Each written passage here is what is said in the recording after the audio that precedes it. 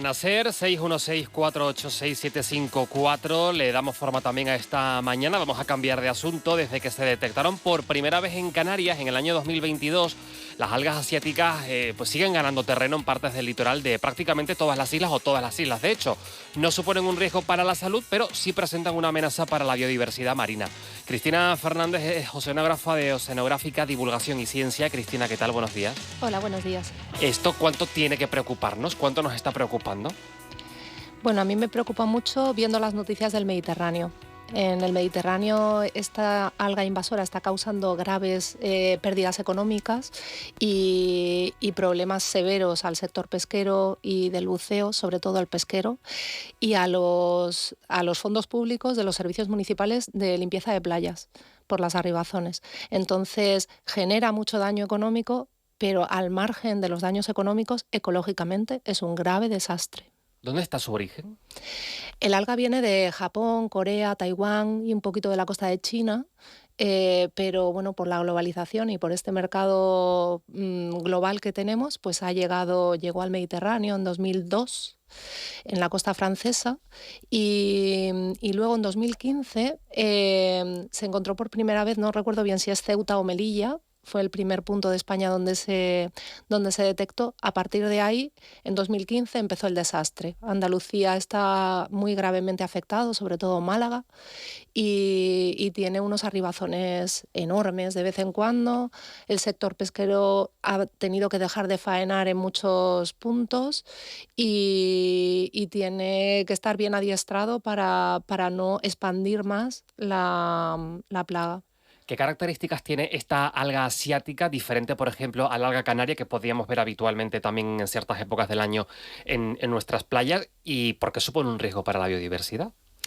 Pues todas las algas invasoras, las algas y todas las especies invasoras tienen la capacidad de adaptarse muy rápido a un amplio espectro de condiciones y además de tener mucha reproducción muy rápida. Entonces hace que se desplacen el resto de especies. Esta alga crece sobre las especies que ya están fijadas al suelo. Es una alga que no vive flotando, ¿vale? Vive fijada al fondo, pero se coloca sobre cualquier alga, sobre cualquier piedra, sobre la seva, sobre un montón de ecosistemas y los anula por completo, porque los anega, o sea, llega a tupir tanto que hace que las algas que había previamente no reciban la luz y acaben muriéndose y queda solo una capa gigante de este alga súper densa y empobrece radicalmente el ecosistema. Y digo el ecosistema por no decir los ecosistemas, porque son muchos los ecosistemas afectados. Llega a Canarias más o menos en el año 2022. ¿A qué zona? Y ahora mismo te preguntaba fuera de micrófono zonas concretas, pero me decías que esto está extendido por todo el archipiélago.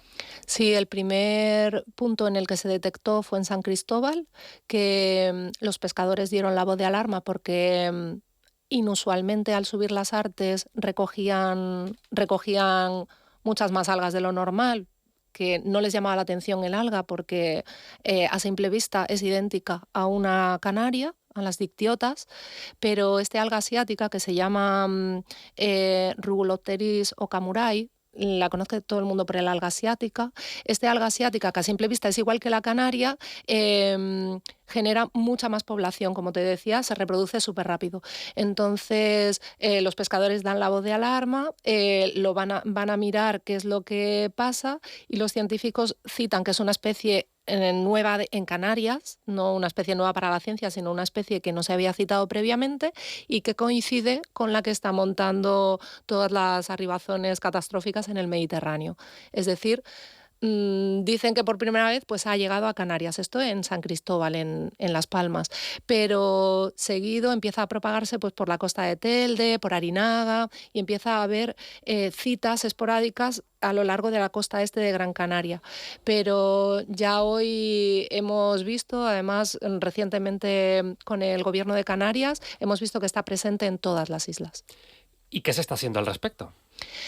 Bueno, el Gobierno de Canarias está haciendo un seguimiento de ver dónde se va citando y dónde llegan los arribazones. Los arribazones son cuando hay una llegada de algas, que generalmente puede haber varias especies, pero a veces son monoespecíficos, es decir, que viene solo una especie, y cuando hay arribazones de este alga, que no es normal el arribazón del alga canaria que se parece a esta, porque esto indicaría que esa zona está bastante afectada. Entonces, está haciendo un seguimiento de dónde están llegando los arribazones y se están formando con los congresos que está habiendo a nivel nacional para ver qué es lo que tienen que hacer.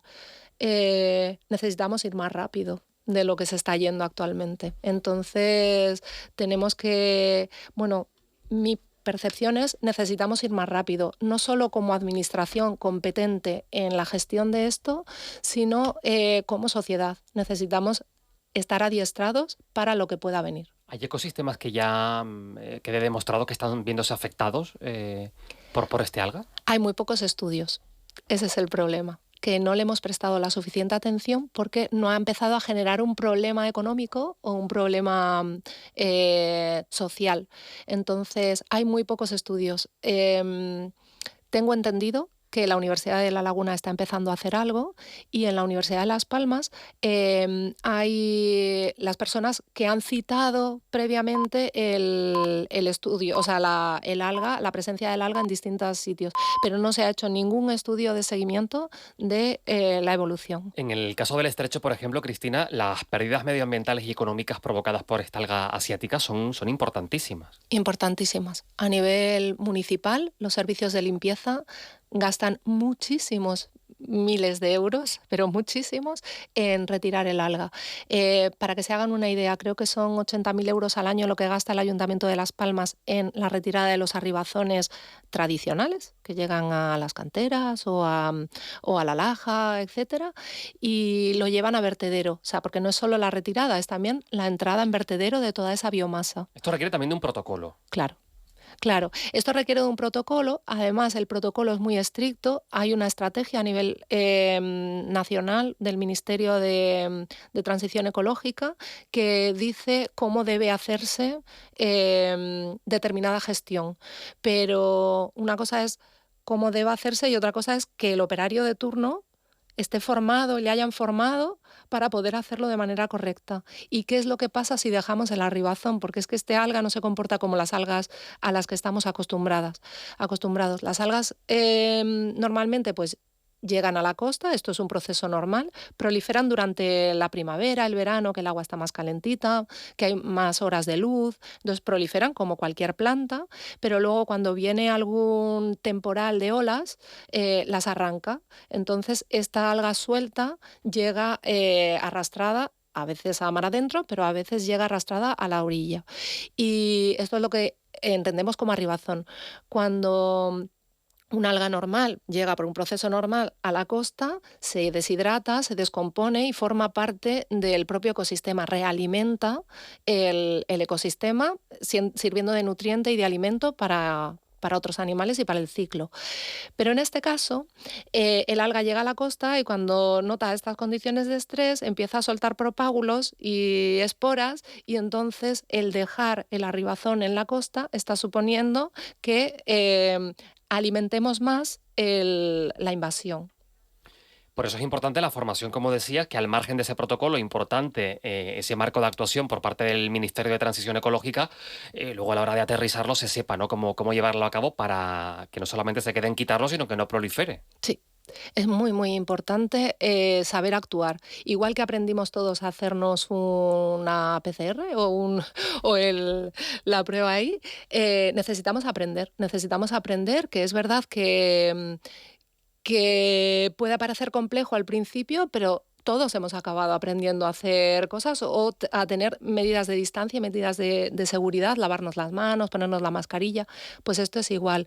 Por ejemplo, una manera en la que favorecemos la propagación de este alga es si los pescadores echan una nasa me invento el sitio, en San Cristóbal, en algún pesquero que esté afectado, al subir la NASA recogen un montón de algas y luego lo echan más allá de Taliarte, pues las estamos trasplantando a Taliarte. Entonces también hay que adiestrar al sector pesquero, que además va a ser el más vulnerable económicamente, a que hagan una correcta gestión del alga y la limpieza adecuada tanto de las hélices como de los cascos y de las propias artes. Básicamente porque de esto ya tenemos constancia en el estrecho, hablamos también de las Azores, como decíamos al principio, y el sector pesquero, tú lo apuntas bien, Cristina, uno de los más perjudicados porque evidentemente con esa afección a los ecosistemas hará que quienes vayan a salir a faenar pues se encuentren con esas dificultades de más algas, no pesco nada, pesco poco, cada vez menos, esto se va transformando y evidentemente la consecuencia económica. Sí, y además el sector pesquero está muy castigado ya per se y es un sector que realmente necesita ayuda. O sea, si queremos seguir manteniendo el sector primario y el sector pesquero tradicional de Canarias, necesitamos acompañarles. Necesitamos acompañarles a que las vean venir, a que sepan de este alga, a que sepan manejarla, a que sepan presionar a las administraciones para que ejerzan sus competencias de manera eficaz y, y realmente no podemos dejarles vendidos. O sea, creo que en este momento son un sector al que hay que prestar mucha atención. Por ejemplo, en este caso de los pescadores, cuando se encuentran las algas, ¿dónde tendrían que depositarlas? ¿Habría que habilitar algunos espacios, avisar para que sea la administración quien las recoja? ¿Cómo tendría que ser esa parte? No sé si el protocolo del ministerio lo establece de alguna forma. Mira, la idea que tenemos es, hemos solicitado un proyecto, todavía no está aprobado, pero hemos solicitado un proyecto europeo para poder traer a pescadores y a científicos y técnicos de las administraciones de Málaga y del Mediterráneo para que nos adiestren aquí y nos digan exactamente con nuestras artes qué debemos hacer, porque las artes no son iguales en cada sitio, entonces, ¿qué debemos hacer? ¿Cómo debemos limpiarlas? Con qué productos o con aire o cómo podríamos limpiarlas para que en nuestro caso sea efectivo. ¿Para la salud de las personas esto supone algún riesgo? No, a priori no. Para la salud de los ecosistemas, que por carambola nos toca, pero no de manera directa, o sea, no es tóxica. Lo que sí que es una alga muy rica en ¿cómo se llama? En químicos altamente valorados por la industria química, tanto de cosméticos como de bioplásticos, etcétera. ¿Qué pasa? Que aquí tenemos otro escollo legal, porque las especies invasoras no se pueden explotar comercialmente, entonces lo que está suponiendo obligatoriamente un ingreso de los arribazones en vertedero podrían convertirse mínimamente en un ingreso para costear los gastos que supone la retirada del arribazón. Hay que luchar esa parte legal todavía, pero en Andalucía llevan peleándola ya 10 años y recientemente este verano salió una noticia que el Ministerio daba carta blanca a que las autonomías pudieran gestionar qué hacer con ese alga y autorizar determinados usos. Pero está comprobado que para bioplásticos y para la industria de los terpenos en cosméticos, etcétera, es un alga muy viable. Seguiremos al tanto de este seguimiento y haciendo pedagogía también y sobre todo para ese sector pesquero que económicamente se está viendo afectado en otros lugares para que no se vean todavía más afectados aquí en el archipiélago. Cristina Fernández es oceanógrafa de Oceanográfica Divulgación y Ciencia. Gracias por venir a explicarlo también aquí a la mañana. Gracias a ti. Gracias. La Alpispa. Canarias.